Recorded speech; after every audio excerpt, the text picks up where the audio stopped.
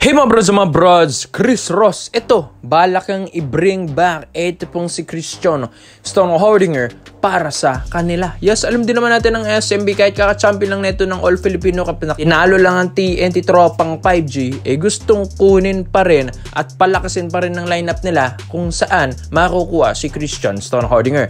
Alam din naman natin si Chris Ross, ito ay assistant coach na rin dito sa SMB, yes, playing assistant coach, kaya kailangan siya rin yung isa sa mga kayang mag-recruit ng mga players na dating naglalaro rin sa kanila. Yes, ito naman si C-Stan ay dating SMB player naman din ito mga kabrods, 2018 to 2019. Isang taon siya sa SMB pero 2 kampyonato ang naiambag niya dyan. Kaya nga maganda para sa SMB ito dahil Philippine Cup 2019 and Commissioner's Cup, siya naman ang isa sa mga nag-kampiyon dyan sa SMB. Ito pong si C-Stan. Maganda nga kasi ang kombinasyon at katuwang niya si Junmar Fajardo. So, syempre, ito pong si Christian Stonehardinger, ang daming mga reports and rumors na inaabangan ito ng mga Converge, TNT Tropang Giga, Barangay Nabras San Miguel, kung saan hinihintay nilang ma-release ito ng Terra Firma Jeep. Alam din naman natin si C-Stan nagretiro sa Jeep pero hindi nga pinayagan dahil may mga games pa itong kailangang paglaruan pero hindi niya nailaro yun, kaya ito nagganda ipit-ipit ang kontrata niya dyan. Kaya ito, hinihintay na lang ma-release ito ng Terra Firma at kunin ng ibang kuponan. Alam din naman natin ito pong si C-Stan magaling na player ito. Tinawag itong bulldozer dahil nga talagang ang laruan nito pang ilalim talaga mga bros. Kumbaga, nang bulldozer sa ilalim, kayang mang post up, kayang mang salaksak, kayang gumawa ng play, kayang pumasa mga kabrods. Maganda rin ng footwork sa ilalim, maganda rin ng depensa, matigas-tigas na player. Kaya yan ang kagandahan sa Phil German na ito.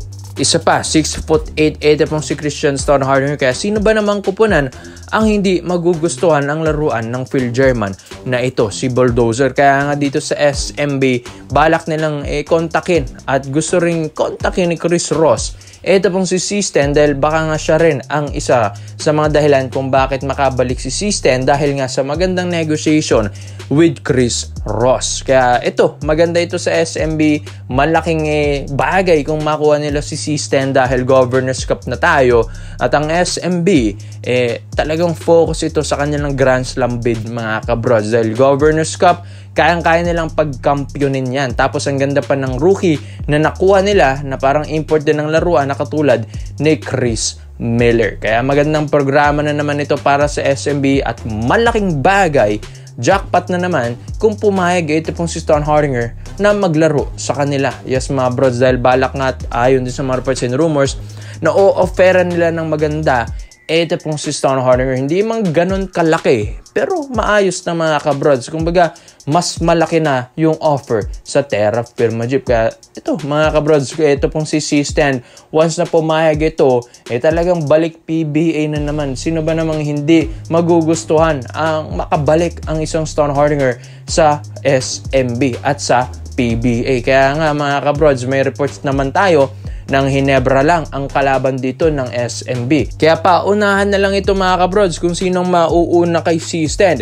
Ginebra ba or SMB, dahil alam natin na agawan ito pong 2 kuponan na ito. Alam din naman natin kasi na ang laking bagay ni Stonehardinger para sa kanila dahil 4-time PBA champion ito, 2 kampyonato sa SMB, 2 kampyonato rin naman ang nagawa nito sa Ginebra, tapos nag-finals MVP pa siya sa Barangay Nabras San Miguel. Kaya talagang agawan yung 2 yun. Kaya ikaw mga brods, C-Stan to SMB, sa tingin nyo ba dapat bang i-push at unahan ng SMB ang Barangay Nabra dito? Kaya komento mo lang opinion mo dyan mga brods at isa-isa natin yan.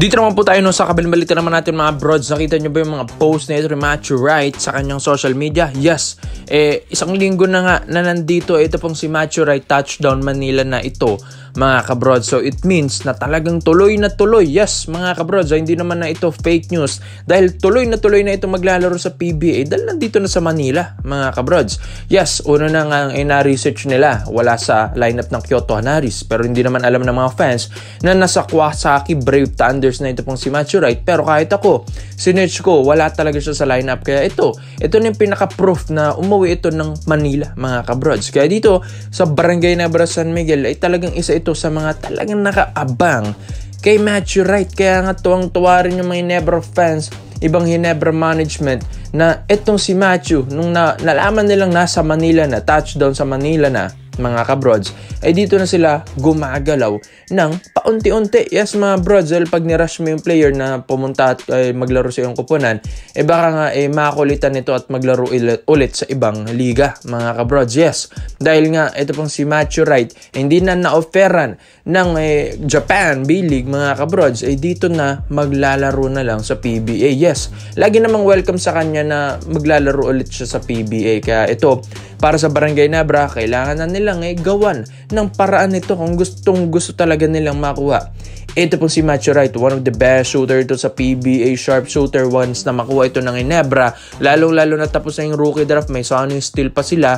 Tapos ito, idadagdag pa nila si Matthew Wright. Mga brods, malaking tulong yung dalawang players na yan. Kaya nga ito pong si Matthew, makuha ito ng Ginebra, meron na silang legit shooter. Diba? Yan naman din yung kailangan ng Ginebra, isang scoring player. Yes, scorer na player kailangan nila, kasi yung ibang mga guards dito, shooting guards dito, inconsistent na rin, mga kabrods. Kaya nga sabi nila, kulang pa kasi yung lineup ng Ginebra. May maski big man, kulang nga. Kaya ito, isa rin sa mga gustong kunin ng Ginebra, reach out at gusto nilang ma-develop pa ng husto. Ito pong si Greg Slaughter. Yes, mga brods, dahil may nakikita silang improvement daw kay Greg dun sa MPBL, dahil mas tumigas nga daw siya sa MPBL, dahil alam din naman natin yung laruan dyan medyo madumi. Kaya nga medyo na-adapt ito na Greg Slaughter. Kaya maganda kung makuha ito ng Ginebra at ma-develop pa nila ito ng husto. Yes, galing naman din ng Japan B-League si Greg Slaughter, kaya hindi na rin naman basta-basta. Ito pong experience neto, yung improvement neto, mga kabrods. Yes,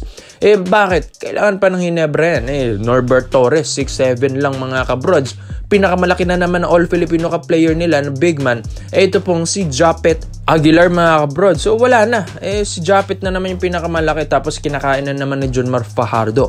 While kapag meron kang Gregory, yes, mga bros, Greg Zila, na isang 7-footer, yes, alam natin na ito, mga kabrods, totohanin na natin na medyo nahihirapan din talaga si Junmar Fajardo kay Greg Slaughter, kahit sabihin natin na nauusog niya ito. Pero ang bigat niyan, mas mabigat yan kay Junmar. Tapos malapad-lapad na player pa ito pang si Greg Slaughter.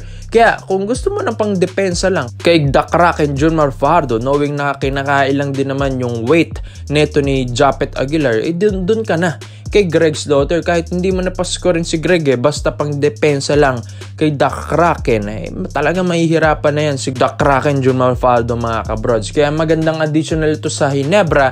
Tapos may chemistry pa sila. Yes, dati ni Greg Slaughter at Ginebra management. Yes, mga brods, dating kampyonato na rin ito, dating champion player na rin ito ng Ginebra, si Slaughter. Kaya madali na lang ito turuan sa sistema ni Coach Tim Gon. Kaya sa tingin nyo, mga brods, ito pong mga gustong kunin natin i-add sana ng Ginebra sa lineup nila, Matthew Wright plus Greg Slaughter. Kaya comment mo lang mo dito, mga brods, at isa-isa natin yan. Salamat po sa panonood, mga brods. This is Gangs Basketball. Yun lang. I'm out.